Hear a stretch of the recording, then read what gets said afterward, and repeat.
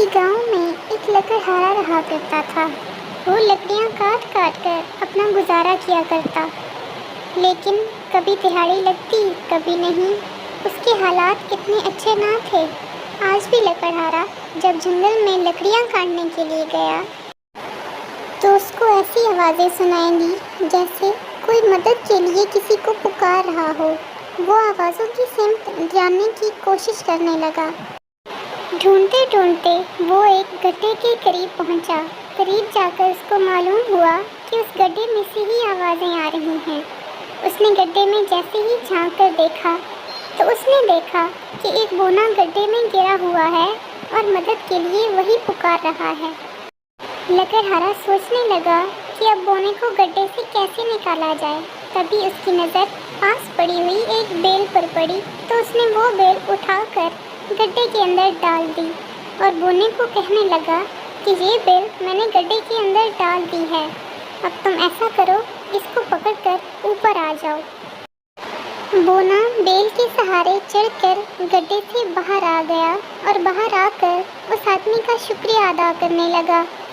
اس آدمی نے پوچھا کہ بھلا تم گڈھے میں کیسے گر گئے؟ تو بونے نے اس کو بتایا کہ جہاں پاس میں ہی میرا گھر ہے، جہاں پہ میں رہتا ہوں، ایک جانور سے بھاگ کر بچنے کے لیے میں اس گڈھے میں گر گیا اور نکلنا مشکل ہو گیا تھا۔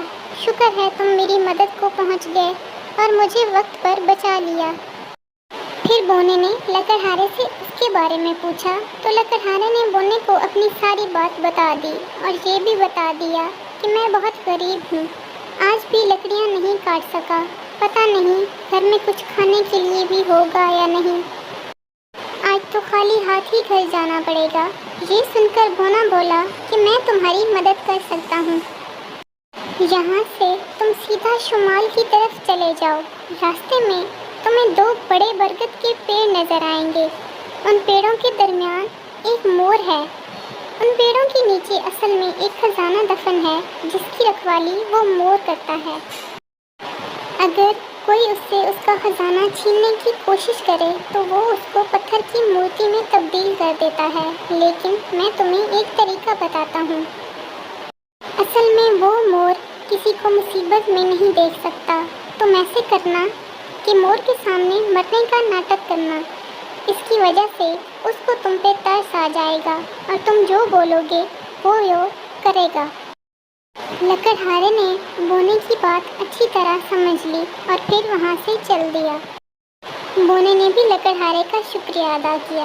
اس کے بعد لکڑہارا برگد کے پیڑ ڈھونڈنے کے لیے چلا گیا۔ ڈھونڈتے ڈھونڈتے آخرکار اس کو بڑے برگد کے پیڑ نظر آ گئے جن کے درمیان ایک مور پھر رہا تھا۔ لکڑہارا سمجھ گیا کہ یہ وہی جادوئی مور ہے۔ لکڑہارا مور کے پیچھے سے جا کر چپکے سے درخت پر چڑھ گیا اور ایک رسی کو اپنے گلے میں لٹکا کر رونے لگا۔ اس کو روتا ہوا دیکھ کر مور کے پنکھوں کا رنگ تبدیل ہونے لگا اور وہ بالکل سفید ہو گئے۔ مور لکڑہارے سے پوچھنے لگا، ارے یہ تم کیا کر رہے ہو؟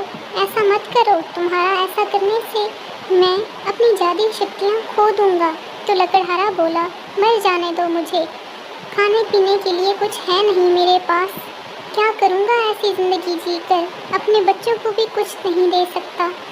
یہ سن کر مور بولا، ارے بس اتنی سی بات، چلو تم نیچے تو آؤ، میں تمہیں بہت ساری دولت دیتا ہوں، میرے پاس بہت بڑا خزانہ ہے، نیچے اترو اور یہ والی جگہ سے زمین کھودو۔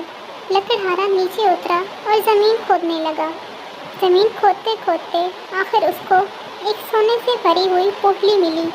اس نے اس پوٹلی کو اٹھا لیا تو مور بولا کہ یہ پوٹلی لے کر اب تم چلے جاؤ یہاں سے اور اپنی زندگی آرام سے گزارو، اب تمہیں دولت کی کوئی تنگی نہیں ہوگی۔ لکڑہارا وہ پوٹلی لے کر اپنے گھر چلا گیا۔ کچھ عرصے بعد گاؤں کے ایک شخص نے لکڑہارے سے پوچھا کہ ارے بھائی، پہلے کہاں تمہارے پاس کھانے کو بھی کچھ نہیں ہوتا تھا اور اب جب کہ تم کام پر بھی نہیں جاتے تب بھی تمہارے حالات اتنے اچھے ہیں، سچ سچ بتاؤ کہ آخر ماجرا کیا ہے؟ تو لکڑہارے نے اس آدمی کو جنگل اور مور کے بارے میں ساری بات تفصیل سے بتا دی۔ وہ آدمی بہت لالچی تھا، اگلے دن ہی وہ جنگل میں خزانے کی تلاش میں نکل پڑا۔ شمال کی طرف چلتے چلتے آخر کار اس کو وہ پیڑ مل ہی گئے جن کی رکھوالی وہ مور کر رہا تھا۔ مور کو دیکھ کر وہ آدمی سوچنے لگا کہ لکڑہارا تو بے وقوف تھا جو ایک چھوٹی سی پوٹلی لے کر یہاں سے چلا گیا۔ میں تو اس مور کو مار کر سارا خزانہ ہی اپنے ساتھ لے جاؤں گا اور امیر ہو جاؤں گا۔ مور اس آدمی کو دیکھ رہا تھا۔ مور کہنے لگا، اچھا تو تم مارو گے مجھے؟ تمہاری اتنی ہمت کہ تم مجھے مارو؟ ایک تو تم میرا خزانہ لینے آئے ہو، اوپر سے مجھے مارنے کے بارے میں سوچ رہے ہو۔ یہ کہہ کر مور نے اپنے جادوئی پنکھ پھڑپھڑائے جس کی وجہ سے جادو کا اثر ہوا اور وہ آدمی پتھر کی مورتی میں بدل گیا۔ سچ کہتے ہیں کہ انسان کو زیادہ کی لالچ نہیں کرنی چاہیے، جتنا مل رہا ہو اسی میں شکر ادا کر کے خوش رہنا چاہیے، کیونکہ لالچ بہت بری بلا ہے۔